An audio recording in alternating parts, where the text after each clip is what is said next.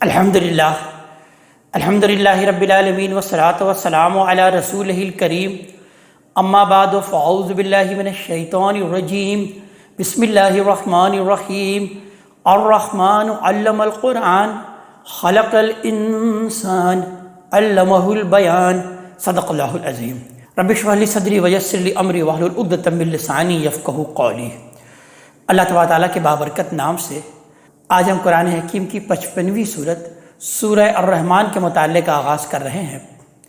سورہ الرحمن قرآن حکیم کی خوبصورت ترین صورت ہے کہ اسے عروس القرآن بھی کہا جاتا ہے۔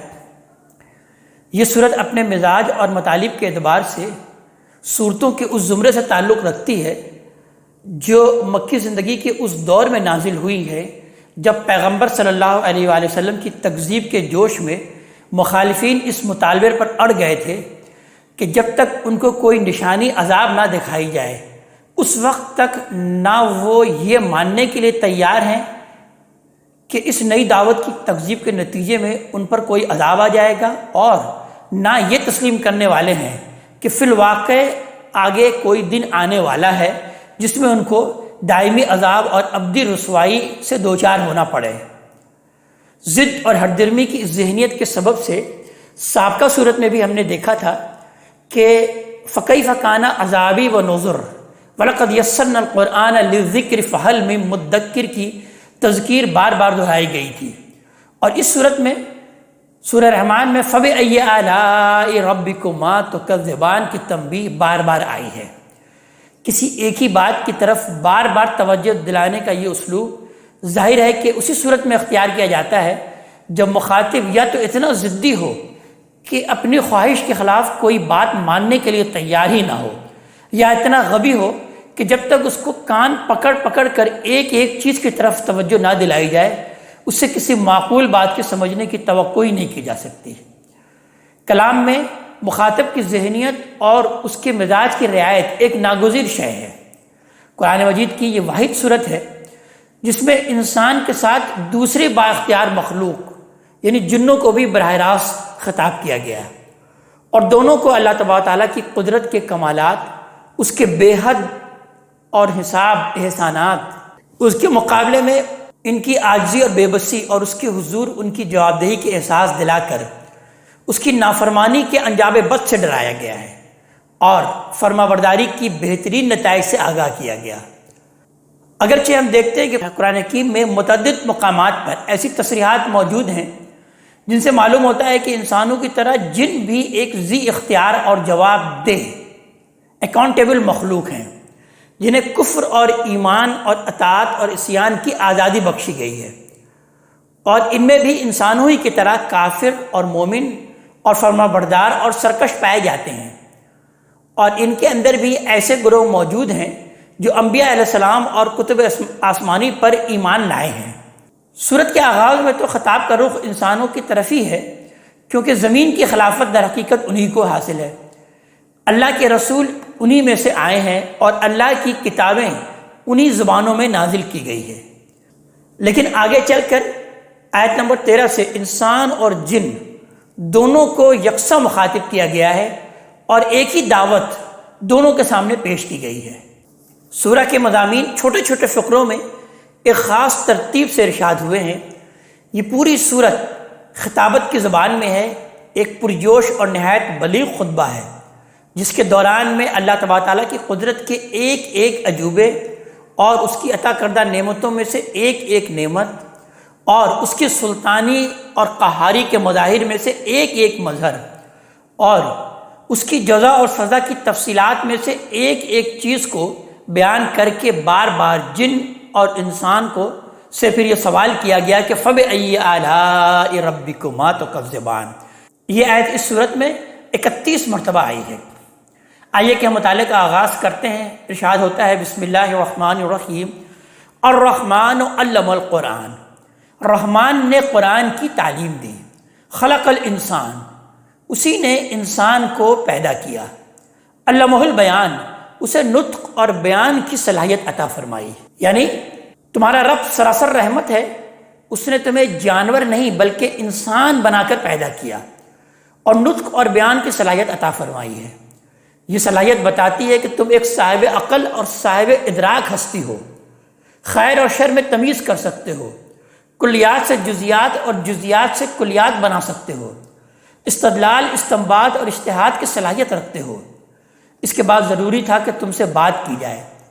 تمہارے رب نے یہی کیا ہے، اور تمہاری پیٹھ پر تعجیب کا تازیانہ برسانے کے بجائے قرآن کے ذریعے سے تمہاری تعلیم کا اہتمام کیا ہے۔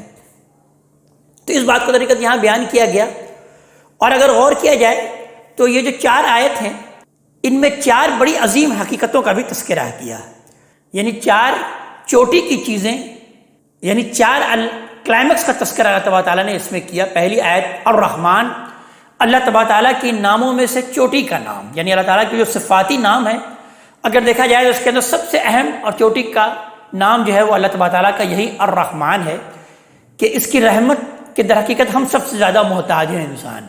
اور دوسری آیت میں بیان کیا گیا ہے کہ علم القرآن، اسی نے قرآن سکھایا۔ حالانکہ تمام علوم اللہ تبارک تعالیٰ ہی نے سکھائے ہیں انسانوں کو، لیکن دیکھا جائے تو سب سے زیادہ چوٹی کا اور سب سے زیادہ اہم علم اگر اللہ تبارک تعالیٰ نے دیا ہے تو در حقیقت وہ قرآن کا علم ہے، جو کہ قرآن ہے انسانوں کو دیا۔ پھر بیان کیا گیا ہے تیسری آیت میں کہ خلق الانسان، اسی نے انسان کو تخلیق کیا، یعنی اللہ تبارک تعالیٰ کی خلاقی اور صنائی جو ہمیں اس وقت نظر آ رہی ہے، اس میں اگر غور کیا جائے تو یہ چوٹی کی تخلیق یا اللہ تبارک تعالیٰ کی تخلیق کا کلائمیکس جو ہم جانتے ہیں، اللہ تبارک تعالیٰ کی خلاقی اور صنائی جو ہمیں نظر آ رہی ہے، اس میں در حقیقت انسان کی تخلیق ہے۔ اور پھر چوتھی آیت علمہ البیان، کہ اس نے اس انسان کو بیان کی، نطق کی صلاحیت عطا کی، یعنی انسان کو اللہ تبارک تعالیٰ نے کئی صلاحیتیں عطا کی ہیں، کئی خصوصیات دی ہیں، ان کو بینائی کی بھی صلاحیت دی ہے، اس کو سننے کی بھی صلاحیت دی ہے، لیکن دیکھا جائے تو سب سے زیادہ عظیم اور چوٹی کی صلاحیت جو انسان کو عطا کی ہے وہ اصل میں یہی نطق کی صلاحیت ہے۔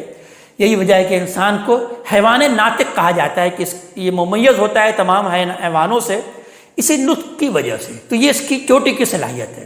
تو ان 4 آیات میں 4 چوٹی کی چیز بیان کی ہے۔ جملہ در حقیقت 3 ہی بنتا ہے کہ رحمان نے قرآن سکھایا، اسی نے انسان کو تخلیق کیا، اسی نے انسان کو بیان کی صلاحیت دی۔ تو اس سے پھر اب ایک نتیجہ نکلتا ہے جو در حقیقت یہاں بیان نہیں ہوا، اس لیے کہ یہ قرآن حکیم اس صورت کا یہ اسلوب بھی نہیں ہے ایسا، کہ جب رحمان نے انسان کو قرآن کی تعلیم دی اور اس کو جو تخلیق، جو اس کو صلاحیت عطا کی ہے وہ بیان کی صلاحیت عطا کی، تو انسان کے لیے سب سے زیادہ عظیم کام اس کی اس بیان کی صلاحیت کا سب سے زیادہ بہترین استعمال یہ ہو سکتا ہے کہ وہ اس قرآن کو بیان کرے۔ یعنی یہ نطق کی صلاحیت سے وہ بہت کچھ کر سکتا ہے، اپنی لیڈری بھی چمکا سکتا ہے، لوگوں کے اندر ایک جوش اور ولولہ بھی پیدا کر سکتا ہے، لوگوں کو اپنا گرویدہ بھی بنا سکتا ہے۔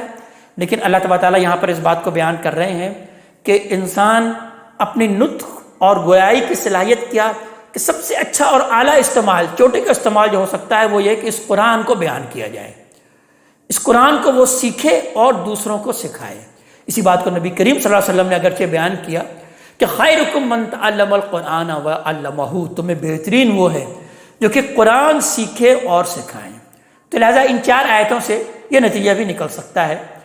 آگے آیت نمبر 5 میں بیان ہوا کہ تم نشانی چاہتے ہو اور نشانی مانگتے ہو تو ذرا دیکھو، الشمس والقمر بحسبان، یہ سورج اور چاند ایک حساب سے گردش میں ہیں، والنجم والشجر یسجدان، اور ستارے اور درخت سب سجدہ ریز ہیں، والسماء رفعہا، اور اس نے آسمان کو اونچا کیا، ووضع المیزان، اور اس میں میزان قائم کر دی، میزان نصب کر دیا۔ یعنی در حقیقت یہ کائنات کا وہ کاسمک بیلنس ہے جس کا تذکرہ اللہ تبارک تعالیٰ بیان فرما رہے ہیں کہ ایسا بیلنس یہ کائنات بنائی ہے کہ جس کی بنا پر یہ کائنات اپنے نظم کے ساتھ چل رہی ہے۔ اور پھر حکم دیا کہ اللہ تطغوا فی المیزان، یعنی در حقیقت اسی کائنات کو پھر یہ حکم دیا کہ اس میزان میں تم کوئی خلل مت ڈالو۔ اور اسی سے در حقیقت ہم یہ بھی نتیجہ نکال سکتے ہیں کہ اللہ تبارک تعالیٰ پھر اب انسان کو بھی یہ حکم دے رہے ہیں کہ اپنے دائرۂ اختیار میں تم بھی میزان میں خلل مت ڈالو جب اللہ تبارک تعالیٰ نے خلل نہیں ڈالا۔ وَأَقِيمُوا الْوَزْنَ بِالْقِسْطِ وَلَا تُخْسِرُوا الْمِيزَانَ، اور انصاف کے ساتھ سیدھی تول تولو اور وزن میں کمی مت کرو۔ مطلب یہ ہے کہ دین اور دنیا کے تمام معاملات میں جس عدل اور قسط کی دعوت قرآن دے رہا ہے اور جس کی خلاف ورزی کے نتائج سے خبردار کر رہا ہے، اس کی گواہی تو یہ پوری کائنات اپنے وجود سے دے رہی ہے۔ یہ بتا رہی ہے کہ آسمان کے سیارے اور ستارے سب اللہ کے حکم کے پابند ہیں اور ٹھیک اس توازن پر قائم ہے جو ان کے خالق نے ان کے اندر رکھ دیا ہے۔ اس کا تقاضا یہی ہے اور یہی ہونا چاہیے کہ تم بھی قائم بالقسط ہو کر حق کی شہادت دو اور اللہ کی دنیا میں کسی جگہ بھی ڈنڈی ماری کی زندگی بسر مت کرو، ورنہ اس کی سزا دنیا میں بھی بھگتو گے اور آخرت میں بھی اس کا وبال تم پر لازماً آئے گا۔ اس سے یہ بھی معلوم ہوا کہ ناپ تول میں کامل انصاف کا حکم در حقیقت ایک عظیم حکم ہے۔ یہ اپنے حقیقت کے اعتبار سے اس میزان عدل کی ایک فرع ہے جس پر اللہ تبارک تعالیٰ نے اس عالم کا نظام قائم فرمایا ہے، اور یہیں سے یہ بات بھی نکلی کہ جو قوم اس میں فساد برپا کر دیتی ہے وہ در حقیقت سارے نظام تمدن میں فساد برپا کر دیتی ہے۔ آگے آیت نمبر 10 میں بیان کیا کہ وَالْأَرْضَ وَضَعَهَا لِلْأَنْعَامِ، اور زمین کو اس نے اپنی مخلوقات کے لیے بچھا دیا ہے۔ فِيهَا فَاكِهَةٌ وَالنَّخْلُ ذَاتُ الْأَكْمَامِ، اس میں میوے ہیں اور کھجور کے درخت ہیں جن کے پھل غلافوں میں لپٹے ہوئے ہیں۔ وَالْحَبُّ ذُو الْعَصْفِ وَالرَّيْحَانِ، اور بھوسی والے غلے اور خوشبو والے پھول بھی۔ یعنی آسمان کے بعد اب یہ زمین کی اسباب ربوت کی طرف توجہ دلائی اللہ تبارک تعالیٰ نے، کہ مطلب یہ ہے کہ اس اہتمام کو دیکھتے ہو اور اس کے بعد بھی اپنے رب کو نہیں پہچانتے اور سمجھتے ہو کہ وہ تمہیں یوں ہی چھوڑ دے گا اور کبھی باسپرس کوئسچنس کے لیے نہیں بلائے گا۔ لہذا فرمایا ہے کہ ہم نے تمہارے لیے صرف پیٹ بھرنے ہی کا سامان نہیں کیا، اس کے ساتھ تمہارے ذوق جمال، لذت اور شوق آرائش کا بھی سامان کیا ہے، اور جو کچھ دیا ہے ایک ایک دانے اور ایک ایک پھل کی پیکنگ کو دیکھو، کس خوبصورتی، کتنے اہتمام اور کیسی جدت ترازیوں کے ساتھ دیا ہے۔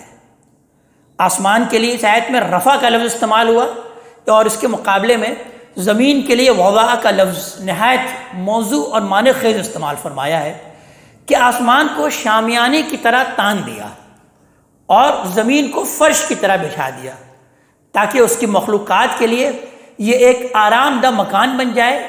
پھر جس طرح آسمان پر سورج، چاند اور ستاروں کے چراغ اور کمکمے لگا دیے کہ اس کے گھر کو روشنی اور حرارت حاصل ہوتی رہے، اسی طرح اس گھر میں مختلف قسم کے پھلوں، غلوں اور پھولوں کے انبار بھی لگا دیے کہ اس کے مکینوں کو غذا بھی حاصل ہو، اس کے پھلوں سے وہ لذت اندوز اور خوش کام ہو، اور اس کے پھول ان کے لیے خوشبودار اور خوشبو کا سامان بھی مہیا کرے۔ فَبِأَيِّ آلَاءِ رَبِّكُمَا تُكَذِّبَانِ، پھر اے جن و انس تم اپنے رب کی کن کن شانوں کو جھٹلاؤ گے۔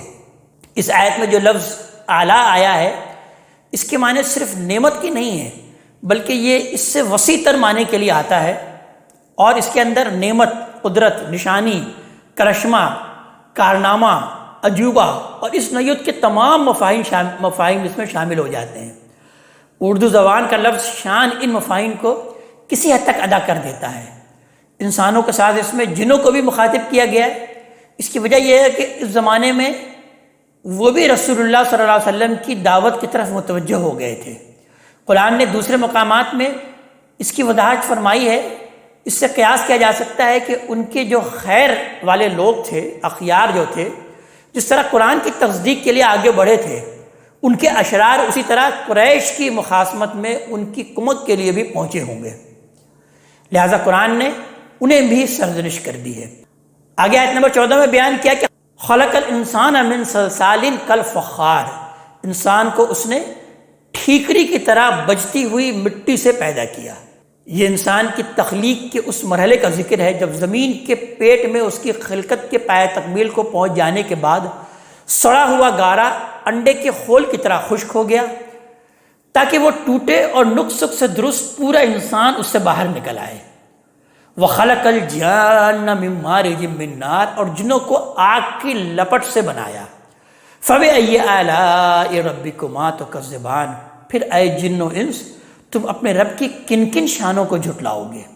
یعنی جس رب نے مٹی کے ٹھیکرے اور آگ کے شعلے سے ایسی غیر معمولی مخلوقات پیدا کر دی، اس کے لیے کیا مشکل ہے کہ ان مخلوقات کو مرنے کے بعد جب چاہے دوبارہ اٹھا کھڑا کرے؟ تم اسے جھٹلاتے ہو تو گویا اس پہلی تخلیق میں اپنے رب کی قدرت کے عجائب کو جھٹلاتے ہو۔ ذرا سوچو کہ کس طرح جھٹلاتے ہو۔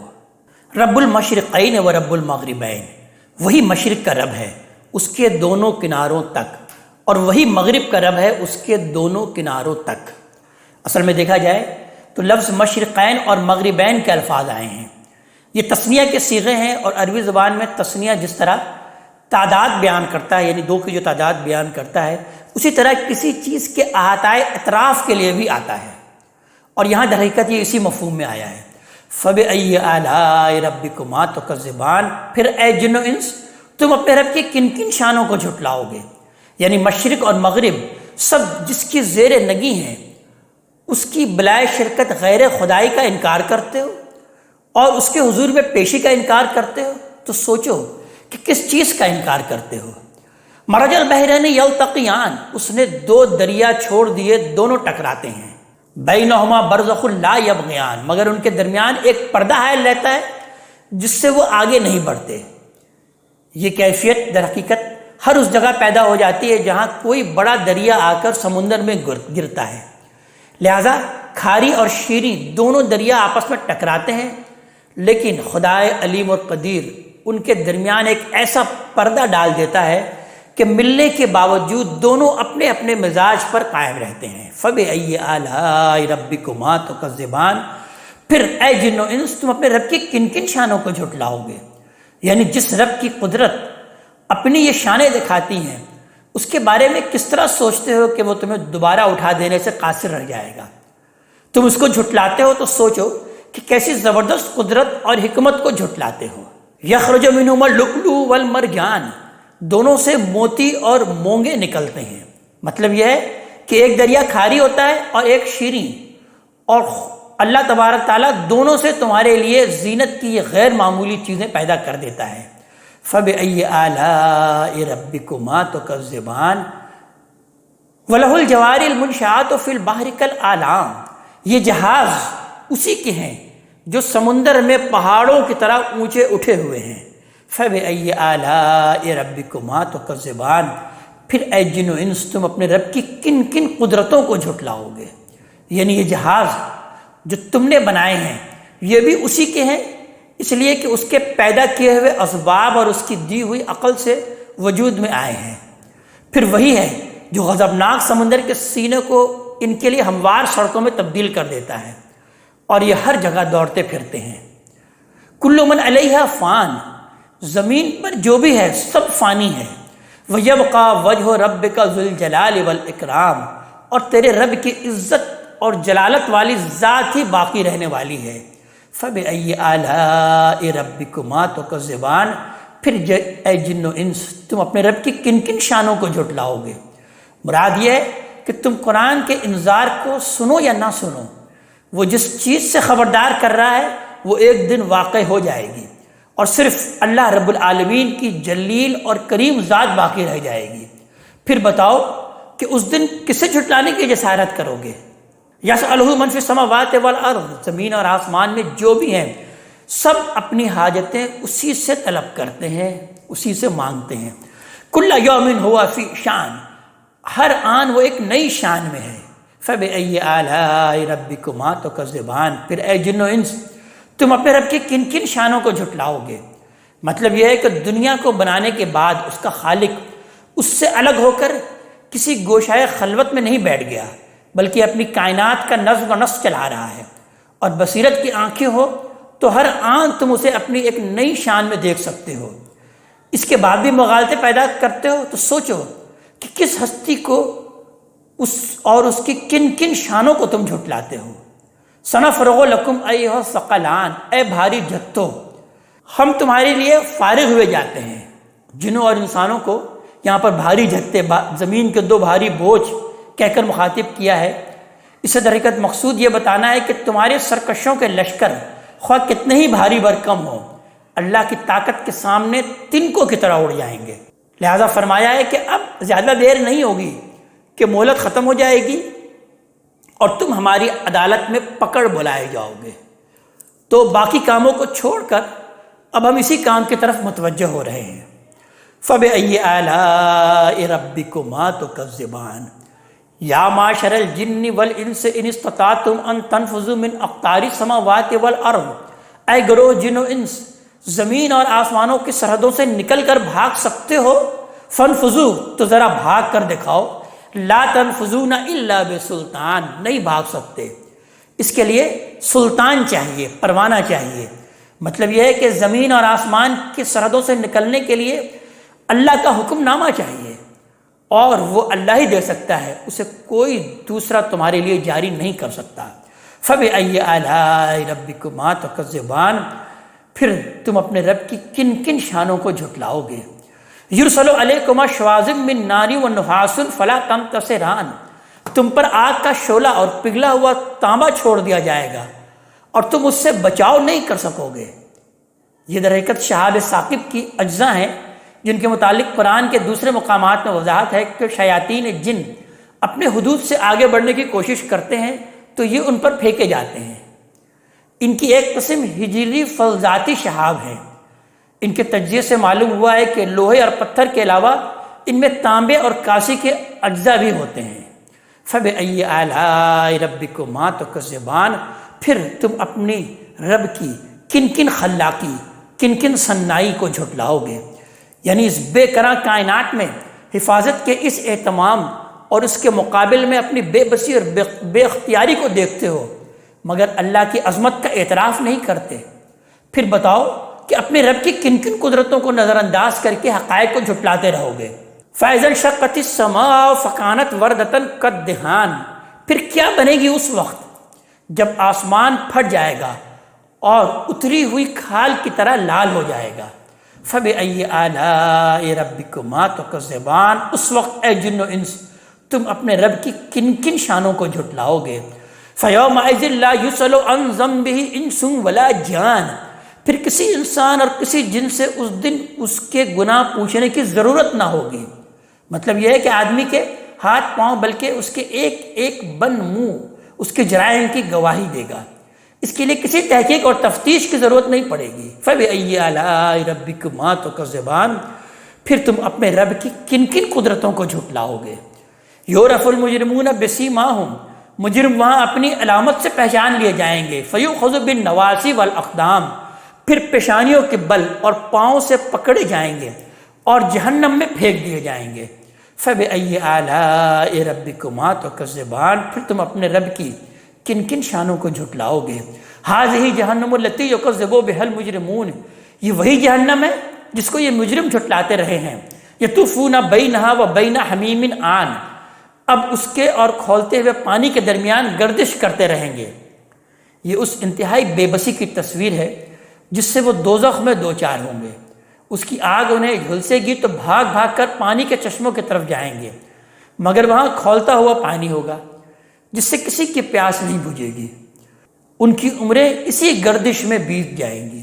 فَبِأَيِّ آلَاءِ رَبِّكُمَا تُكَذِّبَانِ پھر اے جن و انس تم اپنے رب کی کن کن شانوں کو جھٹلاؤ گے۔ یہ تو تھا مجرموں کا بدلہ۔ اب متقی لوگوں کا معاملہ جو اللہ کے حضور ڈرتے ہیں ان کا تذکرہ کیا جا رہا ہے، یعنی اہل جنت کا، کہ وَلِمَنْ خَافَ مَقَامَ رَبِّهِ جَنَّتَانِ اور جو اپنے رب کے حضور میں پیشی سے ڈرتے رہے ان کے لیے دو باغ ہیں۔ فَبِأَيِّ آلَاءِ رَبِّكُمَا تُكَذِّبَانِ پھر اے جن و انس تم اپنے رب کی کن کن شانوں کو جھٹلاؤ گے، یعنی جب یہ نعمتیں ہم اپنے ان پرہیزگار بندوں کو دیں گے جو دنیا میں تمہارے استہزاء کا ہدف بنتے رہے تو بتاؤ اس وقت حسرت سے اپنا سر پیٹو گے یا ہماری ان نعمتوں کا انکار کرو گے۔ ذواتا افنان بہت سی شاخوں والے۔ فَبِأَيِّ آلَاءِ رَبِّكُمَا تُكَذِّبَانِ پھر تم اپنے رب کی کن کن نعمتوں کو جھٹلاؤ گے۔ فِيهِمَا عَيْنَانِ تَجْرِيَانِ دونوں میں دو چشمے بہتے ہوئے۔ فَبِأَيِّ آلَاءِ رَبِّكُمَا تُكَذِّبَانِ پھر تم اپنے رب کی کن کن نعمتوں کو جھٹلاؤ گے۔ فِيهِمَا مِن كُلِّ فَاكِهَةٍ زَوْجَانِ ان میں ہر میوے کے الگ الگ قسمیں۔ فَبِأَيِّ آلَاءِ رَبِّكُمَا تُكَذِّبَانِ متکئین علی فروش بطائنها من استبرق وہ ایسے فرشوں پر بیٹھے ہوں گے تکیے لگائے ہوئے جن کے استر دبیز ریشم کے ہوں گے۔ وجن الجنتین دان اور دونوں باغوں کے پھل جھکے پڑے ہوں گے۔ فَبِأَيِّ آلَاءِ رَبِّكُمَا تُكَذِّبَانِ، پھر تم اپنے رب کی کن کن نعمتوں کو جھٹلاؤ گے؟ فِيهِنَّ قَاصِرَاتُ الطَّرْفِ، ان میں شرمیلی نگاہوں والیاں ہوں گی، لم یطمثہن انس قبلہم ولا جان، جنہیں ان سے پہلے کسی انسان یا جن نے ہاتھ نہیں لگایا ہوگا۔ فَبِأَيِّ آلَاءِ رَبِّكُمَا تُكَذِّبَانِ، پھر تم اپنے رب کی کن کن شانوں کو جھٹلاؤ گے؟ كَأَنَّهُنَّ الْيَاقُوتُ وَالْمَرْجَانُ، ایسی خوبصورت جیسے یاقوت اور مونگے ہوں گے۔ فَبِأَيِّ آلَاءِ رَبِّكُمَا تُكَذِّبَانِ، پھر تم اپنے رب کی کن کن نعمتوں کو جھٹلاؤ گے؟ هَلْ جَزَاءُ الْإِحْسَانِ إِلَّا الْإِحْسَانُ، نیکی کا صلہ نیکی کے سوا اور کیا ہو سکتا ہے؟ احسان کا بدلہ احسان کے سوا اور کیا ہو سکتا ہے؟ یعنی نیکی کا صلہ فضل و کرم اور لطف اور عنایت ہی ہو سکتا ہے، برائی یا بے پرواہی تو نہیں ہو سکتا۔ یہ بات چونکہ انسانی فطرت میں راسخ ہے، کوئی عاقل سلامتی عقل اور ہوش کے ساتھ اس کا انکار نہیں کر سکتا۔ اس وجہ سے بات ایسے اسلوب میں فرمائی ہے جو ایک واضح حقیقت کا بیان ہے۔ لفظ احسان نیکی کے معنی میں بھی آتا ہے اور نیک صلے کے معنی میں بھی۔ اس آیت میں یہ نہایت خوبصورتی کے ساتھ دونوں ہی معنوں میں استعمال ہوا ہے۔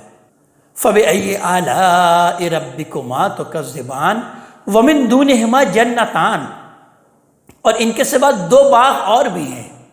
دو مزید باغوں کا ذکر در حقیقت اتمام نعمت کے لیے ہوا ہے، یعنی صرف دو نہیں، ان کے علاوہ دو اور باغ بھی ان کے لیے ہوں گے۔ ان باغوں کے جو اوصاف بیان ہوئے ہیں ان سے واضح ہے کہ پہلے دو باغ ہموار علاقے میں اور مستقل قیام گاہوں کے لیے ہوں گے، اور دوسرے دو پہاڑی مقامات پر اور سیر و تفریح کے غرض سے آ کر رہنے کے لیے۔ حور مقصورات فی الخیام اور فیہما عینان نضاختان کے الفاظ در حقیقت اس فرق کی طرف اشارہ کرتے ہیں۔ فَبِأَيِّ آلَاءِ رَبِّكُمَا تُكَذِّبَانِ، پھر اے جن و انس تم اپنے رب کی کن کن نعمتوں کو جھٹلاؤ گے؟ مدہامتان، دونوں گھنے سرزد اور شاداب۔ فَبِأَيِّ آلَاءِ رَبِّكُمَا تُكَذِّبَانِ فِيهِمَا عَيْنَانِ نَضَّاخَتَانِ، دونوں میں دو چشمے ابلتے ہوئے۔ فَبِأَيِّ آلَاءِ رَبِّكُمَا تُكَذِّبَانِ فِيهِمَا فَاكِهَةٌ وَالنَّخْلُ وَالرُّمَّانُ، ان میں پھل اور کھجوریں اور انار۔ فَبِأَيِّ آلَاءِ رَبِّكُمَا تُكَذِّبَانِ، پھر تم اپنے رب کی کن کن نعمتوں کو جھٹلاؤ گے؟ فِيهِنَّ خَيْرَاتٌ حِسَان، ان میں خوبصورت بیویاں۔